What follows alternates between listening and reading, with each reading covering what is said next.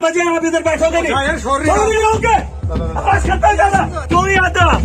क्यों नहीं आता दफ्तर में? नहीं वीडियो पूरी नहीं सवाल पूछूंगा। ये वीडियो सुनिए लड़ाई तब होती है तो जब आप सोशल मीडिया पे ऑफिसर के साथ उस तरह से जज्बात में आके यानी धक्का मुक्की के हिसाब से पेश आ रहे हो तो आपको नहीं लगता है कि यूथ पे यंग यूथ पे कोई असर पड़ेगा? देखिए आप डीडीसी कौंसिल थे, उससे पहले भी आप जो लोगों की आवाज़ उठाते थे और एडमिनिस्ट्रेशन के खिलाफ बोला करते थे, और आपसे जानना चाहूँगा कि आपके कितने मसले हाल हुए?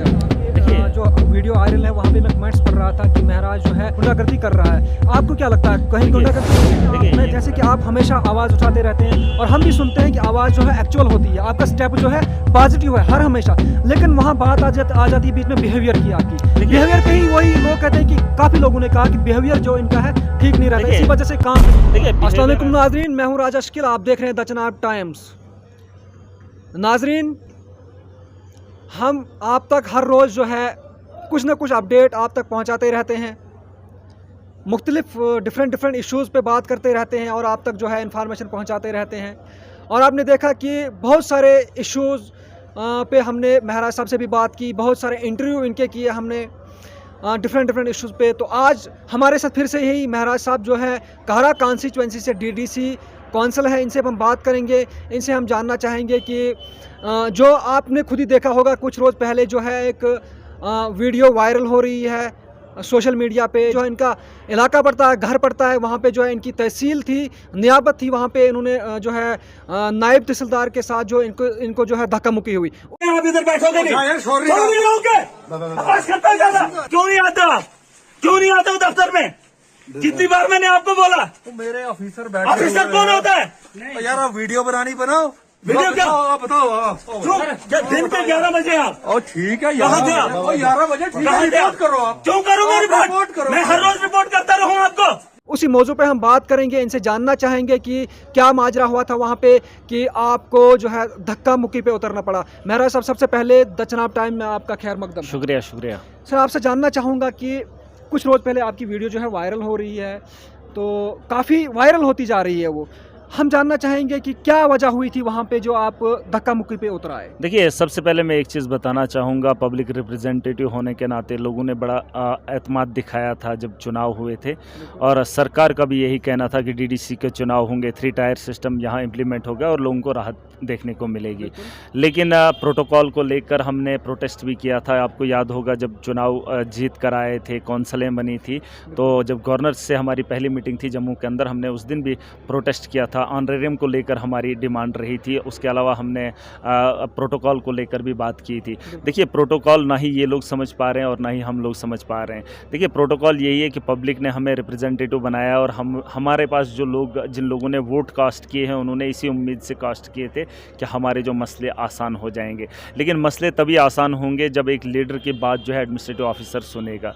लेकिन अगर एडमिनिस्ट्रेटिव ऑफिसर को ही इल्म नहीं है कि प्रोटोकॉल में डीडीसी कौन लोग हैं, मैं तमाम उन डीडीसी हजरात से गुजारिश करना चाहूँगा जो जितने भी जम्मू कश्मीर में हमने जब प्रोटेस्ट किया था, प्रोटोकॉल को लेकर हमने भी वहाँ पर बात रखी थी। ऑनरेरियम ना हमारे पास ऑनरेरियम में 15,000 सैलरी दी जा रही है और लोगों का बोझ इतना है, लोगों के सवालात इतने हैं, लोगों के मसले इतने हैं कि उनको हम सुलझा नहीं पा रहे हैं। सिर्फ उलझनों में पड़े हुए हैं हम लोग, और वहीं एडमिनिस्ट्रेटिव ऑफिसर यहाँ डिक्टेटरशिप बनी हुई है।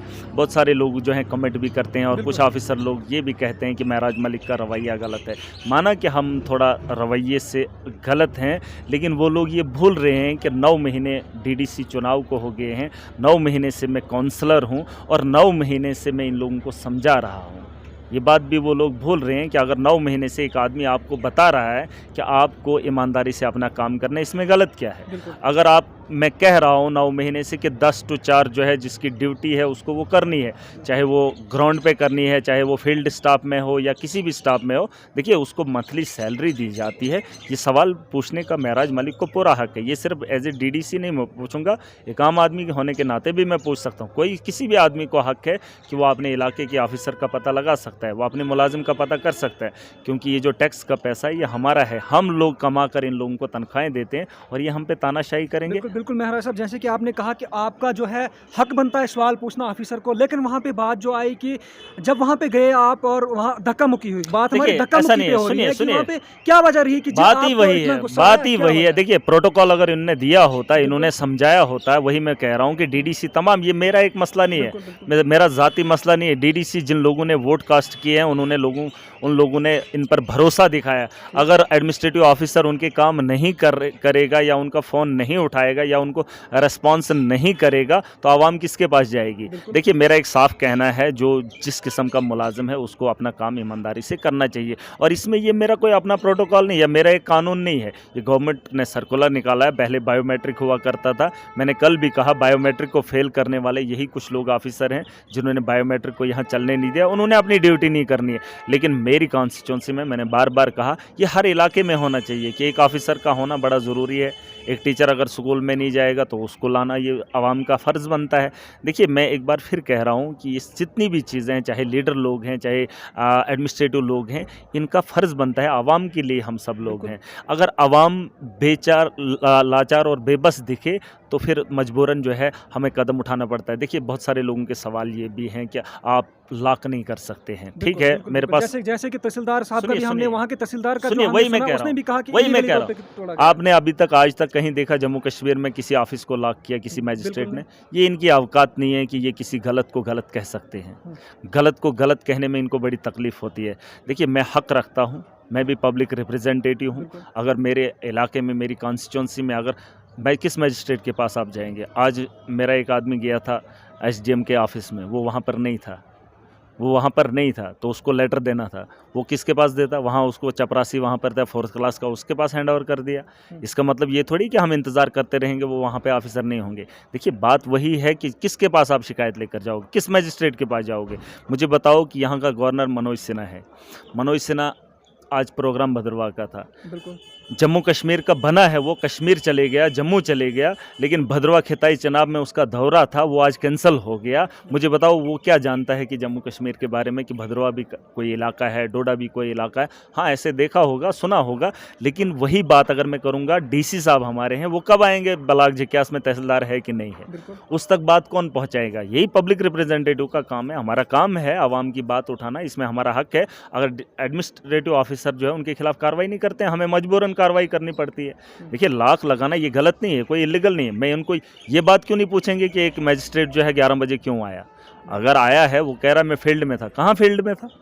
मुझे वो रिकॉर्ड भी चाहिए। जिस ज़मीन पर वो बैठा था, जिस ज़मीन पर वो चल कर गया है, दिन के 11 बजे जहाँ उस ज़मीन पर था, उस ज़मीन की रिपोर्टिंग मुझे भी चाहिए। वो चप्पा चप्पा मैं जानता हूँ। झूठ बोलने से, इनके कहने से कोई फ़र्क नहीं पड़ता है महराज को। देखिए, मैं चाहता हूँ कि मेरे यहाँ बदलाव आए। ये तो हर सरकार का नारा है, मोदी का नारा है कि जम्मू कश्मीर में करप्शन खत्म करनी। इस तरीके से करेंगे जवानों को, अगर इस तरीके से ये फ्रस्ट्रेट करेंगे, पागलपन लगता है मुझे। जब ये एडमिनिस्ट्रेटिव ऑफिसर एक होकर एक पब्लिक रिप्रेजेंटेटिव को इस तरीके से मतलब कहेंगे कि आप गलत कर रहे हैं, तो महराज मलिक क्या करेगा? आवाम परेशान है। आवाम के अजाले के लिए 370 को तोड़ा गया, आवाम के अजाले के लिए सरकारें बनाई जाती हैं, आवाम के अजाले के लिए इन्होंने 3 टायर सिस्टम चलाया, और डीडीसी मानने को ये इनको तकलीफ़ हो रही है। चाहे कोई भी हो, कोई भी ऑफिसर हो, मैं ये नहीं कह रहा हूँ, मैं आवाम के हित के लिए कुछ भी करने को तैयार हूँ। आवाम की ज़रूरियात के बारे में बात करना ये हमारा फ़र्ज़ है। लोगों ने हमें वोट दिए हैं। लोगों ने, एक बात मैं जहाँ खुल के कहना चाहूँगा कि हंगामा इसलिए होता है क्योंकि जिस वक्त हमने इलेक्शन में हिस्सा लिया था, तो मेरी आवाम ने जो है हंगामे के साथ इलेक्शन में हिस्सा लिया, और मैं उन लोगों के लिए अगर आज हंगामा कर रहा हूँ तो इनको तकलीफ़ हो रही है। इनको क्या लगता है कि आवाम भी हर रोज़ सड़कों पर उतर कर धरना लगाएगी इन लोगों के खिलाफ? देखिए, इन लोगों को काम करना पड़ेगा, चाहे मैजिस्ट्रेट हो, चाहे कोई भी हो, कोई भी मुलाजिम। मेहराज साहब, जैसे कि आपके जो वीडियो वायरल है, वहाँ पे मैं कमेंट्स पढ़ रहा था कि महराज जो है गुंडागर्दी कर रहा है। आपको क्या लगता है, कहीं गुंडागर्दी हो रही है? देखिए, ये गुंडागर्दी में 1000 बार करने को तैयार हूँ। इस किस्म की जो लोग ऑफिस में नहीं आएंगे, अपनी अय्याशी करेंगे, या अय्याशी का अड्डा इन लोगों का मैं बनने नहीं दूंगा। इनको इनका काम याद दिलाना है, क्योंकि ये मैंने कहा ना, ये मेरा कानून नहीं है, ये गवर्नमेंट का कानून है। बायोमेट्रिक सिस्टम इसलिए चलाया गया था।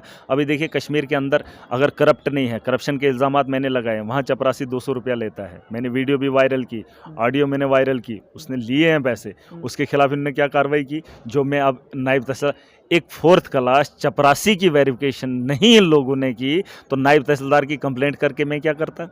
इन लोगों के पास मैं जाता रोज़ के लिखता चिट्ठियां मैं लिखता रहूं इनको। मेरा सीरियल आज 131 का है, मैंने 3 चिट्ठियां अभी डीसी को लिखी हैं, उसका जवाब मुझे मिलेगा नहीं। मैंने जब क्यों नहीं मिलेगा जवाब? देखिए यही बात है ना, प्रॉब्लम ये है, प्रोटोकॉल नहीं समझ पा रहे हैं। हालांकि अगर एक आम आदमी भी एप्लीकेशन दे उसका जवाब एडमिनिस्ट्रेटिव ऑफिसर को देना पड़ता है, लेकिन मेरा सीरियल 131 है, लेकिन अभी तक एक चिट्ठी का जवाब नहीं आया है। तो मैं क्या सुनिए आपसे मैं जैसे कि आप हमेशा आवाज़ उठाते रहते हैं और हम भी सुनते हैं कि आवाज़ जो है एक्चुअल होती है, आपका स्टेप जो है पॉजिटिव है हर हमेशा, लेकिन वहाँ बात आ जाती है बीच में बिहेवियर की आपकी। बिहेवियर पे ही वही लोग कहते हैं कि काफ़ी लोगों ने कहा कि बिहेवियर जो इनका है ठीक नहीं रहता, इसी वजह से काम भी नहीं होता। देखिए बिहेवियर ऐसा है, सुनिए मेरी बात, बिहेवियर प्रोटोकॉल के हिसाब से अगर देखेंगे मेरी भी इज्जत है, उन लोगों को भी इज्जत है, चाहे गरीब है अमीर है, हर एक इंसान को अपनी एक इज्जत है। लेकिन अगर कोई आपकी इज्जत नहीं करता तो आप उसकी इज्जत क्यों करेंगे? अगर हमारे प्रोटोकॉल में मैं अगर डीडीसी हूं, अगर वो लोग मुझे कहेगा, मुझे नायब ने क्या बोला, कहता आप मुझे नहीं पूछ सकते हो, मेरी कॉन्स्टिट्यूंसी में है, उसको पूछने वाला तहसीलदार कौन होता है? यार मेरी कॉन्स्टिट्यूंसी में है, मैं डीडीसी हूँ वहाँ का, मैं क्यों नहीं पूछूंगा? मेरा हक बनता है। अगर वो इज़्ज़त से बात नहीं करेंगे तो हम उतने बेइज्जत नहीं है कि उनके जवाब जो है आराम के साथ देंगे। मुझे एक बात बताइए, ये मेरी आवाम के साथ कब इज़्ज़त से पेश आए?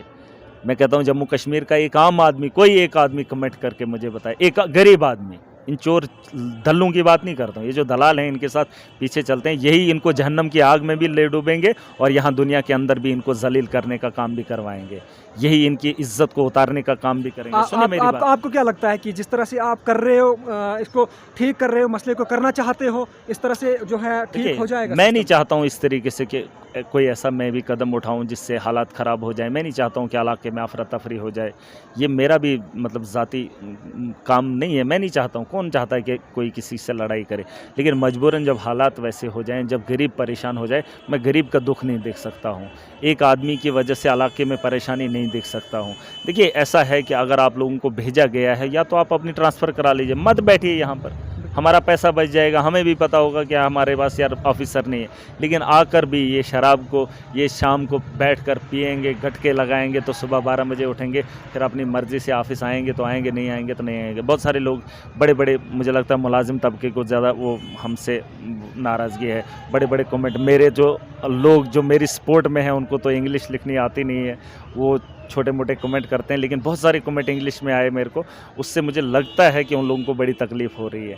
उन्हें क्या पता है कि एक गरीब के साथ जब खिलवाड़ करने की बात होती है, उस वक्त उस गरीब का दर्द समझने वाला कोई नहीं होता है। मैं जानता हूँ, मैंने कहा मेरी तालीम गाँव के अंदर हुई, मेरी परवरिश गाँव के अंदर हुई है, मैं गरीब को बहुत अच्छे से जानता हूँ, उसके साथ जो सलूक होता है मैं उससे भी जानता हूँ, ये मुझे क्या बताएंगे, और उन लोगों को भी पता है। और कुछ लोग जो इस वक्त इक़्तिदार में हैं या मुलाजिम हैं, उनके बच्चे वो मुलाजिम नहीं बनेंगे, वो भी कल की डेट में कोई नशेड़ी बनेगा, कोई शराबी बनेगा, हराम आराम किसी को नहीं देगा, लेकिन हराम खाकर अपने घरों को चलाना। और जब आप एक गलत आदमी की सपोर्ट करेंगे, कल क़यामत के दिन क्या आपके लिए वो खड़ा हो जाएगा? नहीं होगा। दुनिया के अंदर आप लोगों को धुतकार दिया जा रहा है, लोग जो हैं आप लोगों को देख रहे हैं, महराज मलिक सही कर रहा है। बहुत सारे लोगों के मुझे मैसेज आए, कश्मीर से मुझे मैसेज आए, मुझे पंजाब से मैसेजेस आए, दिल्ली से मैसेजेस आए, मेरे चाहने वाले भी बहुत हैं, और जो लोग जानते हैं, जो हक़ को जानते हैं, हक़ और बातिल की लड़ाई ये खाली आंखों देखें, यहाँ लोग सच नहीं बोल पा रहे हैं, क़यामत के दिन ये लोग क्या करेंगे? देखिए मैं चाहता हूँ कि ये दुनिया के अंदर भी बचें, और आखिरत की वाली जो ज़िंदगी है मैं उनको जहन्नम से भी रोकना चाहता हूँ, लेकिन ये जहन्नम में जाना चाहते हैं, मैं इनको जाने नहीं दूंगा। अपने जीते जी महराज मलिक इनको जहन्नम के कुएं में जाते हुए नहीं देख सकता है, मैं इनको खींच कर बाहर निकाल रहा हूँ। इसका जवाब इनको बाद में पता चलेगा, लेकिन हराम की आदत पड़ चुकी है, लत लगी है, तो इससे निकलना इनको बड़ा मुश्किल हो रहा है। आखिर में यही है, देखिए मुलाजमों को कोऑपरेट करना पड़ेगा, पब्लिक रिप्रेजेंटेटिव है, डेमोक्रेटिक कंट्री है, ऐसा तो नहीं है, डिक्टेटरशिप तो है नहीं यहाँ पे। अगर पब्लिक वोट करती है तो इसका मतलब पावर जो है पब्लिक रिप्रेजेंटेटिव्स के पास है, ऐसा नहीं ना कि डिक्टेटरशिप है। 2-4 किताबें पढ़कर आप तानाशाही करोगे, ऐसा बाबा नहीं है, फिर इलेक्शन ख़त्म होने चाहिए। जम्मू कश्मीर के विकास की बात अगर 3 टायर सिस्टम से हो रही है तो फिर 3 टायर सिस्टम को मानना पड़ेगा। इन लोगों को मानने में बड़ी तकलीफ़ हो रही है, मानना पड़ेगा। जब ये लोग मानेंगे तो हमारा ऐसा रवैया नहीं होगा। आप अभी हमारे साथ, मेरा आम पब्लिक के साथ रवैया देख लीजिए, आप मुझे दिखा दीजिए कोई एक आदमी, किसी एक गरीब का इंटरव्यू ले लीजिए जो ये आपको कह दे कि महराज मलिक बदतमीज़ी से बात करता है। एक गरीब, कोई भी इलाके से नहीं, जो लोग, जिन लोगों के साथ मेरा उठना बैठना, कोई एक आदमी खड़ा होकर बताए कि यार महराज मलिक तमीज़ से बात नहीं करता है, चाहे छोटा है या बड़ा हो। देखिए आम आदमी के साथ मेरा सलूक जो है वो अच्छा है, फिर ये इलेक्शन नहीं करवाने थे। मैं किन से बात करूं? देखिए, मैं लोगों पर ये थोप नहीं दूंगा कि आपने वोट दिया, मैं किससे बात करूं। जितनी मेरी ताकत है, मेरी कॉन्स्टिट्यूंसी में गलत नहीं होगा। मैंने लोगों से वादा किया। और ये इलेक्शन मोदी ने करवाया, ये इलेक्शन भाजपा ने करवाया, उनके काउंसलर हैं, उनके बहुत जगह, मैं अकेला हूँ। महराज मलिक ने जो बोला है सो किया है। और डीडीसी के लोगों को मैं एक चीज़ बताना चाहूँगा, जो डीडीसी इस वक्त काउंसलर हैं, वो लोग क्या मुंह लेकर जाएंगे आवाम के पास? वो जो चेयरमैन इस वक्त कुर्सियों पे बैठे हैं, अगर उनको एमपी की ताकत दी है तो वो क्या मुंह लेकर जाएंगे? यहाँ ब्यूरोक्रेसी सिस्टम चला रही है। 3 टायर सिस्टम का डेवलपमेंट में कोई रोल नहीं है। हमारे यहाँ कैपेक्स का बजट बना, किसी को भी नहीं पूछा, सिर्फ डीडीसी काउंसलर से साइन करवाए गए। कौंसल जो थी हमारी, उनसे साइन लिए गए। देखिए, कौंसल का कोई हाथ नहीं। कौंसल का पैसा 70 लाख का था, वो अभी तक रिलीज़ नहीं हुआ है, उसके काम अभी तक नहीं हुए। हमारे पास कोई इख्तियार इन्होंने नहीं दिया। सैलरी आप देखेंगे 15,000 ऑनरेरियम ये दे रहे हैं, वो भी 4 महीने की खा गए हैं।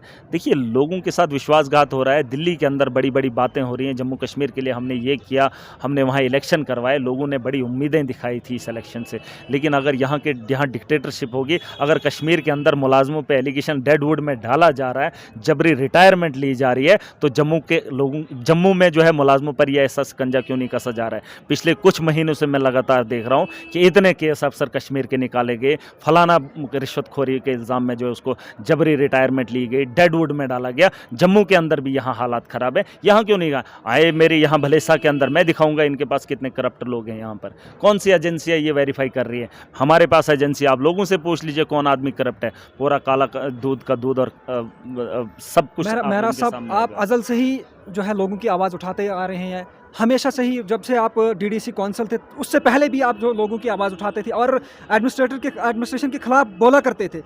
और आपसे जानना चाहूँगा कि आपके कितने मसले हाल हुए अभी तक? देखिए, ये एक बहुत बड़ी जंग है। इस जंग को जीतने के लिए आवाम को खुल कर आना पड़ेगा, आवाम को अपनी बात रखनी पड़ेगी, जो आवाम के साथ हो रहा है उसको बयान करना पड़ेगा। जब आवाम जागेगी तो यहाँ पर जो है सिस्टम बदल जाएगा। इसमें वक्त तो लगेगा, ऐसी बात नहीं है कि आप अभी चाहेंगे। देखिए, लोगों को लत लगी है, नशे की लत है, ये नशा है। गरीब को लूटने का इन लोगों को नशा है, गरीब से वोट लेने का नशा इन लोगों को है। लेकिन गरीब एक बात भूल रहा है कि अपने भाई से जो है वो नाता तोड़ जाता है, छोटी सी बात पे वो हमारे यहाँ बर्तन छोड़ जाता है।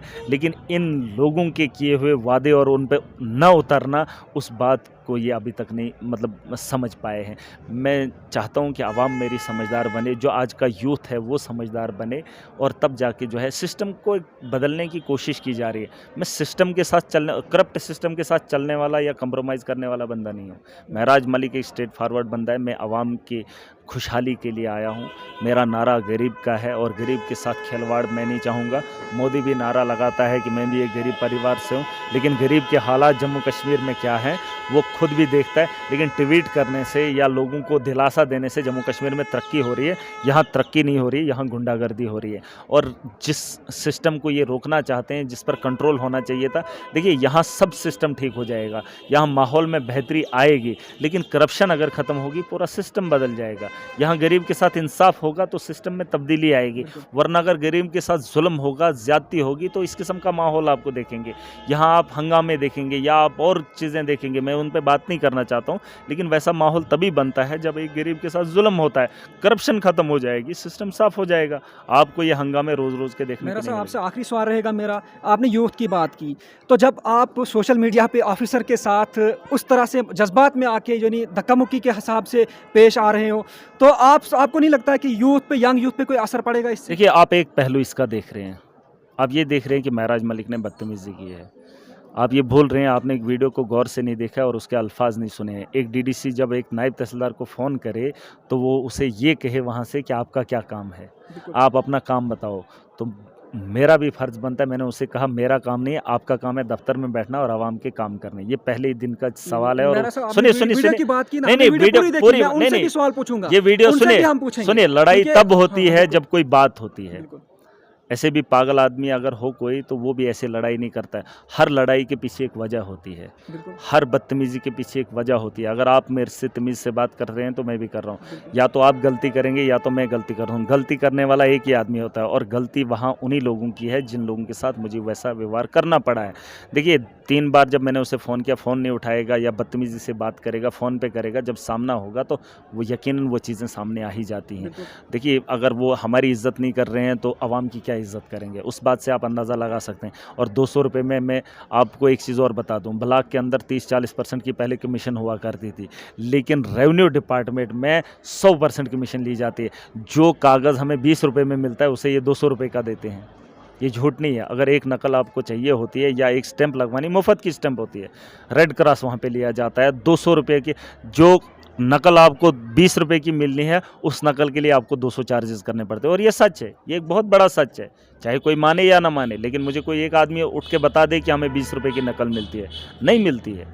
नकल अगर ली जाती है तो 100 या 200 की मिले। हमारे यहाँ रोज़ का माहौल, मैं ये नहीं देख सकता हूँ यहाँ पर। जो चीज़ जितने की है उसकी कीमत उतनी अदा हम करेंगे। गवर्नमेंट ख़जाने में 20 रुपये जाएगा, इनके ख़जाने में क्या अलग से हम 80% 90% देते रहेंगे? ऐसा नहीं, सिस्टम को बदलना ये हमारा फ़र्ज़ है और हम इसको बदल के रखेंगे। बाकी बिहेवियर जो है उन लोगों को भी चेंज करना पड़ेगा, हमारे यहाँ से भी रिस्पॉन्स अच्छा आएगा। अगर वो नहीं समझेंगे तो हमारे यहाँ से उम्मीद मत रखना, क्योंकि मैंने कहा है, आखिर बार फिर कह रहा हूँ कि मजबूर नहीं करना है यार। लोगों ने हमें ज़िम्मेदारी दी है, लोग हमसे सवाल करते हैं।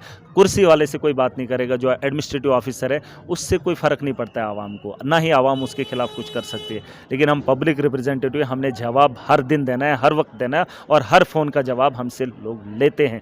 और मैं नहीं चाहता हूँ कि मैं लोगों को बेवकूफ़ बनाऊँ। अगर लोग मुझे सवाल करेंगे तो मैं बाप से सवाल नहीं करूँगा, मैं इन्हीं लोगों से उन लोगों का काम करवाना जानता हूँ। और उन लोगों को जो अगर जिम्मेदारी गवर्नमेंट ने दी है तो उसको इम्प्लीमेंट करवाना, ये गलत तो नहीं है। कोई भी कानून उठा के देख लीजिए, मुझे बता दीजिए अगर वो गलत है। हाँ, पब्लिक की वजह से मैंने वो सब कुछ किया है, पब्लिक के मफाद के लिए। ज़ाती दुश्मनी मेरी किसी के साथ नहीं है। मुझे ये भी नहीं पता था वो कहाँ का है, आज मैंने सुना है वो जम्मू का था। मुझे इनसे कोई लेना देना नहीं है। ये किसी की इज्जत नहीं करेंगे, मैं इनकी इज्जत नहीं करूँगा। इज्जत देंगे तो इज्जत लेंगे, वरना आवाम के साथ खिलवाड़ होगा तो इनसे उससे बदतर जी, सलूक आपका बहुत कीजिए। बहुत शुक्रिया महराज साहब। तो नाजरीन, ये हमारे साथ थे डीडीसी कौंसल कहरा के महराज मलिक साहब।